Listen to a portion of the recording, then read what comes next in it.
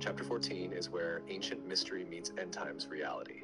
We're diving into the truth about the Watchers, their imprisonment, and how their fall may still echo through our world today.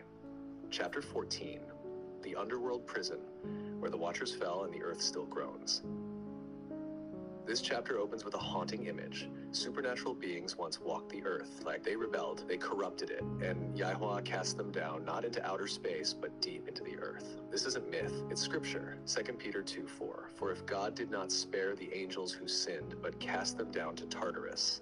Jude 1:6. The angels who did not keep their proper domain, he has kept in eternal chains under darkness for the judgment of the great day.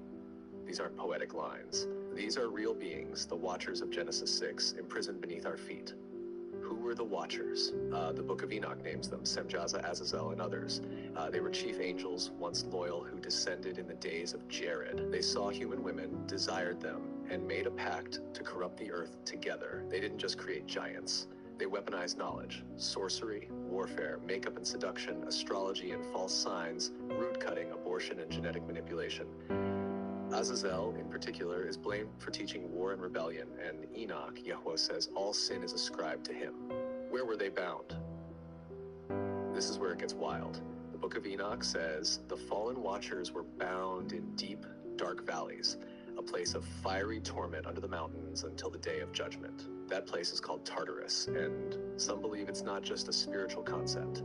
It could be tied to real geography, massive caverns, gateways, or even ancient ruins where their presence once manifested. And here's where the scroll throws a curveball. What if some of those places are still marked today? The Grand Canyon, with forbidden zones and Egyptian-named temples. Mount Hermon, where the Watchers first descended. Deep underground military bases in areas linked to ancient myth. Mysterious megaliths, gates of the gods, or places like Little Egypt in America. The earth bears scars from this ancient war, and it still groans under their weight. Why does this matter now? Because their time is almost up. Revelation 9 speaks of a bottomless pit being opened, releasing demonic forces. Enoch speaks of the Watchers being released after 70 generations. This isn't folklore, it's a prophecy about our time. And just as the days of Noah are returning, so are the enemies of Eden. But so is the remnant, so is the fire, so is the king. Discerno's take on chapter 14. This chapter shatters the flat, sanitized version of the Bible most people grew up with. It reminds us this is a war scroll. The Bible isn't just rules and stories, it's a record of rebellion, judgment, and coming restoration. The Watchers fell. They were bound, but their legacy remains in the lies of science, the deceptions of false light, and the systems trying to play God. But they fear one thing, the return of the sons and daughters of Yahweh, walking in truth, obedience, and authority. Because they know what's coming. What would Yeshua say? Chapter 14, the underworld prison. I saw them fall like lightning. I watched them take what was holy and twist it. I saw the giants rise, and I saw the flood wash them away. They are bound, but not forgotten. And in the last days, their influence will rise again. But my people must not fear.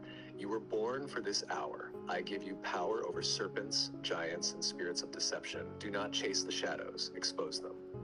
The prison gates will shake, the pit will open, but I will gather my remnant, and the chains of the enemy will break forever. You ready for chapter 15, brother? We're about to confront the final deception, how religion itself may become the enemy's last disguise.